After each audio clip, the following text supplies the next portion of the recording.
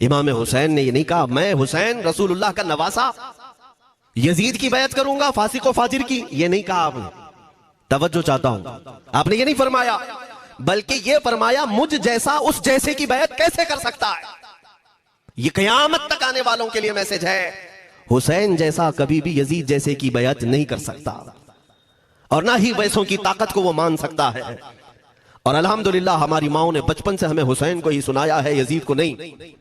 इसलिए आज अगर किसी तख्त पर यजीद बैठा हो तो हमें डर नहीं लगता इस बात का कि वो गर्दन उड़ा देगा, हमें इस बात का खौफ नहीं लगता कि फांसी पर चढ़ा देगा। हमें इस बात का यकीन है कि अगर हमारे टुकड़े भी हो जाएंगे तो इंशाअल्लाह हमारी रूहें करबला जरूर पहुंचेंगी। इमाम हुसैन के साथ क़यामत के दिन उठाए जाएंगे, हक बात करते हुए अगर दुनिया से जाएं। अजीज़ान गिरामी वक़ार, मैं तारीख की चंद झलकियां आपके सामने रखूंगा। मुझे हुक्म भी हुआ है, बहुत जल्दी वक्त खत्म हो जाएगा, समेटना है। मैं चंद मिसालें आपके सामने रखता हूं। ताकत किसे कहते हैं, कुव्वत किसे कहते हैं।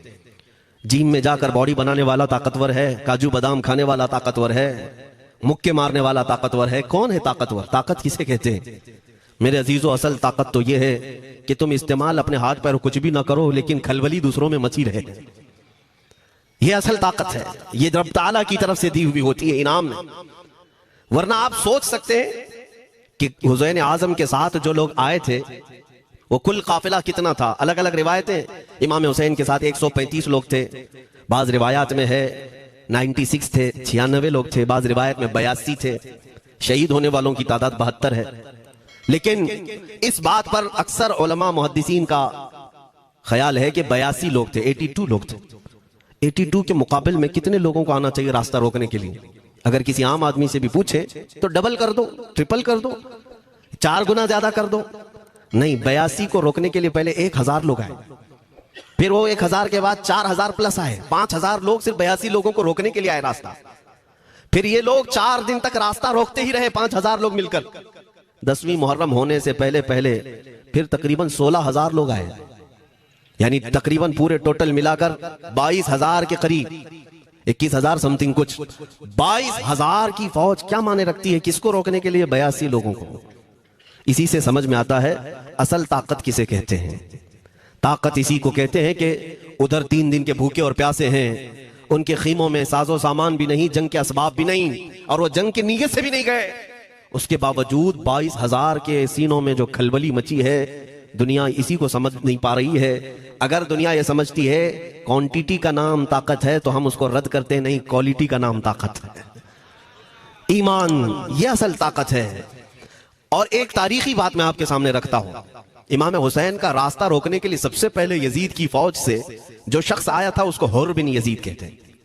हुर बिन यजीद अर्रियाई 1000 का लश्कर लेकर के इमाम हुसैन का रास्ता रोकने आए। 2 दिन तक इधर उधर घुमाते रहा, और जब जब नमाजें होती रही इमाम हुसैन मुसल्ला इमामत पर हैं और ये यजीदी इक्तिदा भी कर रहे हैं। हर जमात इमाम हुसैन के पीछे हो रही है। लेकिन मैं आपको बताता हूं, 10वीं मुहर्रम से पहले इमाम हुसैन ने खुतबा दिया और यजीदियों से कहा, क्या तुम मेरी हैसियत को नहीं जानते? मैं फातिमा जहरा का बेटा हूं, हैदर कर्रार का नूर नजर हूं, रसूलुल्लाह का नवासा हूं। मेरी निस्बतें क्या तुम्हें नहीं मालूम? तुम मेरे खून से अपने हाथों को ना रंगो। मैं तुम्हारे पास ऑप्शन रखता हूं, मैं इस रास्ते से अपने वापस मदीने की तरफ जाता हूं, या किसी साहिल की तरफ, या दिमश्क जाऊंगा। जंग करना नहीं चाहता तुमसे।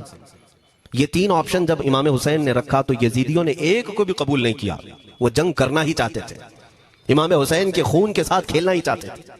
लेकिन जो हुर बिन यजीद है, तवज्जो चाहता हूं, जो खुद इमाम हुसैन का रास्ता रोकने के लिए आया, उसके दिल में यह बात आई और उसने आकर के 10वीं मुहर्रम को यजीदियों से कहा, मियां मान लो हुसैन की बात, 3 में से कोई एक बात मान लो, हम जंग नहीं करना चाहते, वो रसूलुल्लाह के बेटे ही तो हैं।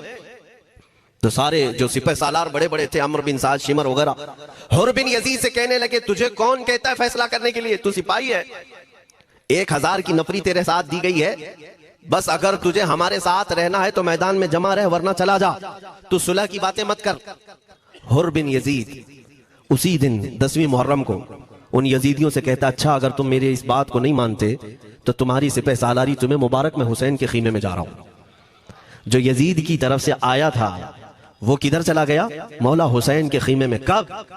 सिर्फ 10वीं मुहर्रम, एक रिवायत में 9वीं मुहर्रम को, 1 दिन पहले इमाम हुसैन के खीमे में आया, दस्तबोसी की, माफी मांगी और इमाम हुसैन ने कहा अब तुम जा सकते हो अपने घर। हुर बिन यजीद ने कहा मैं उस वक्त तक अब आपका साथ नहीं छोड़ूंगा जब तक मेरे जिस्म में आखिरी सांस बाकी रहेगी, मैं आपके साथ रहूंगा। अब इमाम हुसैन की वफादारी में आने वाला कौन था? इसलिए मैं आपको एक चीज दे जाता हूं मेरे अजीजों, अल्लाह अज़्ज़ वजल की कुदरत के फैसले हैं, वो जब चाहता है कहीं से भी किसी को हिदायत अता फरमाता है। वो बातिल कुव्वतों के मौजूद पलने वाला बच्चा भी कभी रब तबारक व तआला हिदायत देता है, उसे आलिम बनाता है, और कभी काबे की छांव में पलने वाले को मौला अबू जहल भी बनाता है, गुमराह कर देता है। हुर बिन यजीद मौला हुसैन के पास आ गए। जो बात मुझे कहनी है उसके लिए मुझे इतना वाकया बयान करना पड़ा है। मैं असल पॉइंट की तरफ आता हूं, क्यों मैं ये बयान कर रहा हूं। जब 10वीं मुहर्रम को जंग शुरू हुई, अम्र बिन साद ने तीर चलाया, तो जानते हैं खीमा हुसैन की तरफ से सबसे पहले मैदान में उतरने वाला यही हुर बिन यजीद ही, यही उतरे अपने घोड़े पर सवार होकर उन्हीं यजीदियों से लड़ने के लिए जिनकी फौज में ये आए थे, उनके मुकाबले में लड़ने के लिए गए। और जब लड़ने की इब्तिदा हुई, सुबह से दोपहर के करीब तक वो लड़ते रहे, जवाल तक। अब जो बात कहना है तवज्जो से सुनो। हुर बिन यजीद ने सुबह से लड़ाई की, बहुतों ने वहां पर मैदान जंग में मुकाबला आराइयां की हैं, लेकिन हुर बिन यजीद की जो लड़ाई है वो तारीख में लिखी हुई आज भी। उन्होंने यजीदियों के साथ जो जंग किया, कई घंटे जंग करने के बाद जानते हैं तन्हा हुर बिन यजीद ने 120 यजीदियों को कत्ल किया। 120 की तादाद, एक घोड़सवार एक ही है, 120 को मार गिराया। उसके बाद जामे शहादत नोश किया। मैं तारीख पढ़ रहा था, वहीं पर हमने किताब को रोक दी। बहुत सारे लोग करबला के वाकयात में इमाम हुसैन के खानदान के बच्चों के शहादत तो बयान करते हैं, उनके जिस्म कट गए, उनके ऊपर घोड़े दौड़ाए गए, लेकिन तुम ये नहीं जानते कि हुसैनी शहजादों ने बातिल कुव्वतों के कैसे चक्के छुड़ाए थे। एक एक जवान ने मुकाबिल में आने वालों को उनकी औकात कैसे याद दिलाई थी। अब सुनो, हुर बिन यजीद 120 को मार गिरा सकते हैं, वो भी एक दिन पहले खीमा हुसैन में आने वाला, एक दिन पहले खीमा हुसैन में आने वाला। बात समझ में आ रही है? अभी जो एक दिन पहले खीमा हुसैन में आ जाए उसकी ताकत का हाल ये है, जो पैदाइशी हुसैनी हो उसकी ताकत का हाल क्या हो। मेरे अजीजों, ताकत किसे कहते हैं ये समझो। यह और बात है कि लोगों को अपनी ही औकात मालूम नहीं, अपनी हैसियत मालूम नहीं है। होता क्या है मैं आपको बताऊं। अल्लामा अब्दुल मुस्तफा आजमी साहब ने एक बड़ी प्यारी बात लिखी है। वो गुजरात के हालात बहुत अच्छी तरह से जानते थे। आपने एक बहुत अच्छी बात लिखी जो हमारे तमाम चीजों से, या आज के जमाने में ये चीज मैच होती है। एक ताजिर तिजारत करने के लिए निकला, उसके पास कुछ कीमती हीरे थे, और वो हीरों की तिजारत करता था, और एक चोर उसके पीछे पड़ गया। और वो चोर रोजाना वो चोरी करने के चक्कर में रहता था कि जब रात को ये ताजिर सोए तो मैं ये हीरे निकाल लूंगा। लेकिन 2-3 दिन जब वो ताजिर सोता था, वो पूरे हीरे चेक करता था, कहीं नहीं मिलते थे। थक गया चोर। 3 दिन के बाद उस ताजिर को उसने पूछा, चोर ने कहा कि तुम हीरे रखते कहां हो, दिन भर तो तुम्हारे पास होते, रात में कहां जाते। तो उस ताजिर ने कहा, अकल का अगर तू इस्तेमाल करता तो तुझे बात समझ में आती। रोजाना मैं तेरे ही जुब्बे में रात को ये हीरे रखकर खुद सो जाता था। वो अपना नहीं तलाश करता, इसका तलाश करता, बिला तशबीह हो बिला तमसील। मेरे अजीजों, तुम्हारे पास जो ताकत है तुम्हें उसका अंदाजा नहीं। तुम जो मोहब्बत मुस्तफ़ा सल्लल्लाहु अलैहि वसल्लम की शमा अपने सीने में रखते हो, मौला करीम का वादा है तुम्हारे साथ, काना हक्कन अलैना नस्रुल मोमिनीन। रब ताला फरमाता हमने अपने ऊपर लाजिम कर लिया है कि ईमान वालों की मदद करें, और हमने मदद देखी है, रब ताला की मदद देखी है। आज के इन हालात में मुझे बताओ, भौंकने वाले भौंक ही रहे हैं, बाकी तुम्हारा क्या बिगाड़ लिया, क्या तुम्हारा खराब किया। बस ये है कि तुम अपने अंदर खलबली मत मचाओ और ज्यादा खौफ और हिरास में मत जियो। अल्हम्दुलिल्लाह मुसलमान हैं, मोमिन हैं, किसी चोर कौम से तुम्हारा रिश्ता नहीं है। तुम दुनिया की उस अजीम कौम हो जो सिर्फ और सिर्फ अपने रब ताला के हुजूर झुकती है, और अपने रब तबारक व ताला के हुजूर ऐसे झुकती है। मैं चैलेंज के साथ कहता हूं, पूरी दुनिया में कोई कम्युनिटी, कोई कौम ऐसी नहीं है जो अपने खुदा को देखने के बाद ही झुकती है।